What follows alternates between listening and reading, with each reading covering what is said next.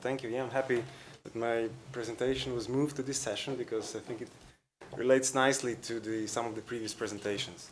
So I'd like to start with the Sendai framework for disaster risk reduction, which set up as its first priority the evaluation and the understanding of risk.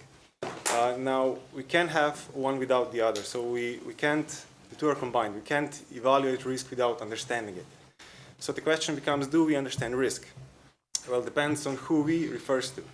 The research community spent the last couple of decades developing methods, performing numerous studies, thus obtaining a certain level of understanding, or better yet, the perception of risk. But the research community is not the one making decisions on whether the components of the built environment, risk to the components of the built environment should be mitigated. Normally that's the owners, mostly the members of the general public. Now, does the general public understand risk? This is a more difficult question, and one that I would reformulate into, should we expect the general public to understand risk? And in my opinion, the answer is no, especially because we're dealing with very low probability events, which don't happen very often, and it's hard to develop perception of such events. On the contrary, I think it's our responsibility as researchers to develop methods, tools that could communicate risk in a way simple enough for the public to understand it. And for this reason, we developed and proposed a 5-grade risk-based grading system that I'm going to present in the following minutes. Now, first I'm going to focus on the formulation of the grading system on a more conceptual level, and then I'm going to illustrate its application by an example. Okay, so the starting point for the formulation of the grading system was the conventional approach that is embedded in the codes for design of structures. Essentially, these codes foresee that we compare the demand to the capacity. If the demand is lower than the capacity, the outcome is okay. Otherwise, the outcome is not okay. Now, if we simply replace the demand-capacity ratio with risk tolerance and replace the outcome with the grade, we get a simple 2-grade risk-based grading system. This is essentially a binary decision model, which may be fine for design of new buildings, where my goal is to get into the green region. However, in the case of assessment of existing facilities, this may be problematic. Firstly, because it may happen, and my guess is that it probably would happen, that a lot of buildings would fall in the B region. Now, the question then would be, what now? And I don't have a good answer to that question. The second problem is that risk estimation is still very uncertain. This means that two experts would come up with different estimations of risk for the same facility. And if I'm deep inside the A region or B region, that's not a big problem. But if I'm close to the risk boundary, this means that one expert could say, okay, you get grade A, the other one would say, you get grade B. Now, if these grades are linked to some consequences, this means that a small change in risk, which comes only because of due to uncertainty, results in large difference in consequences. And such a grading system is not a robust one. And in my opinion, the public would not be very happy with if their facilities would be assessed with such a grading system or with this design code that essentially shares the same philosophy. For this reason, we made some changes. Firstly, we increased the number of grades. Grade A was divided into grades AA and A.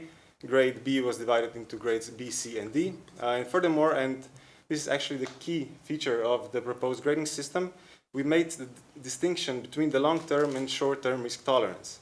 So the long-term risk tolerance is the one that's used conventionally and is not restricted to any finite period of time, whereas the short-term risk tolerance corresponds to a very specific period of time in which risk is allowed to be larger than in the long term.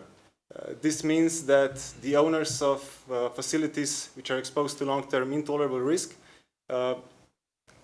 get some time to mitigate risk, to do appropriate upgrade without being faced with immediate undesirable consequences. Okay, so we defined several levels of long-term and short-term risk tolerance and connected each grade to a unique combination of the two. For example, if my facility gets grade AA, this means that risk is both long-term and short-term negligible, of course, this is where I would like to be. Another example is that I get initial grade B. Grade B, this means that my risk is intolerable in the long term, which means that eventually I'm going to have to make some changes, some modifications. However, in the short term, risk is considered tolerable, so this means that I have some time to do that. Okay, so this is how we distinguish between the long-term and short-term risk tolerance. Now we want to, in the next step, we want to combine the two into a common system. And we can do that in the time risk domain.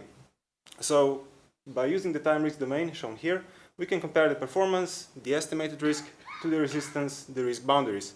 So the estimated risk is shown with the dashed black line, and the risk boundaries are shown with colored solid lines. And we can see that estimated risk line is straight, which means that we are applying that risk does not change throughout time. Of course, this doesn't apply in general, but for the sake of simplicity, we'll make this assumption in our case. Okay, so by comparing these lines, we can determine the grade. By only looking at the slope of the lines, initial slope of the lines, we can determine the initial grade. So in this case, we can get AA, A, B, or C. By further comparing the location of entire lines, we can determine the grade in any given point in time. So let's have a look at some examples. If my initial grade is AA, this means that the grade will remain the same until the next risk evaluation. In some other example, if my grade is B, this means that the estimated risk line will, in some point, go into the C grade region and further into the D grade region, which means that eventually I'm going to have a grade reduction. So this example is actually the one shown in the previous example. If my grade is B, this means that in the short term I'm okay, whereas in the long term I'm going to eventually get grade D, so I'm going to have to make some changes. All right, so this way each grade communicates a level of short-term and long-term risk tolerance. Now by linking each grade to some actions, we can use it for as a management tool. So for example, grade A can mean that the owner is faced with this kind of consequences, grade D that the owner is faced with this kind of consequences, and so on and so forth. And we are proposing that grades AA, A, and B are connected to neutral or beneficial consequences, and that grades C and D are linked to some undesirable consequences. In this way, and this is due to the formulation of the grading system, and I won't go into the details. In this way, a small change in risk estimate can only make a small change in time when we are faced with some undesirable consequences. In such a grading system is in fact robust. Okay, so this brings us to the example. We analyzed the seismic risk of 3 precast buildings, similar to those presented by Professor about half an hour ago. The difference being that our structures were quite under-designed intentionally. So all 3 structures, we analyzed 3 structures with 3 buildings with the same structure, but different types of non-structural components. So one building had horizontal panels, second one vertical panels, the third one masonry infills. We estimated risk using a similar methodology shown by Professor Ljubljana at the beginning. We quantified risk using annual frequency of collapse and expected annual monetary loss. And the risk was quite high in terms of frequency of collapse, ranged between 0.13 to 0.18%, whereas the expected annual loss ranged between 0.17 and 0.24% of the reconstruction cost. And these are actually the numbers that are really difficult to obtain. I mean, behind those numbers, we have a lot of simulations. What we do with these numbers is much more simple and less time-consuming. Now, we compare these risk estimates with risk boundaries. In order to define the risk boundaries, we essentially have to answer some questions. What's the risk tolerable in the long term? What's the future goal of society for such a risk? What's risk tolerable only for some reference period of time? And what is that reference period of time? So we used a couple of existing studies and codes to answer these questions. In a more ideal world, we would use concepts as target community resilience or some other resilience related indicator. but this was not within the scope of what we were trying to achieve. So we compared the estimated risk to the boundaries and essentially got the grades. So we noticed that the grades coming from the annual frequency of collapse were much more critical. So by enveloping both risk measures, we considered those as the final outcome. All the 3 buildings got initial grade C, which was eventually reduced to grade D. However, the time in which this happened ranged between 2 years and 6 months for the building with vertical panels to 3 years and 10 months for building with horizontal panels. So even though we got the same initial grade, there was quite a span between the grade reduction. This brings me to the conclusions. The grading system that we are proposing can be used as a communication tool, either independently or as a part of some other document.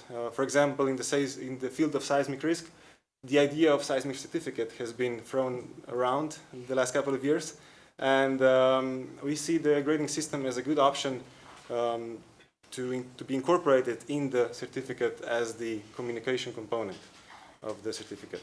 Furthermore, we can link the grades to some sets of actions and use the grading system as a management tool, which enables a soft change management approach. The formulation and some other information about the grading system can be found in the paper that we just recently published in Structural Safety.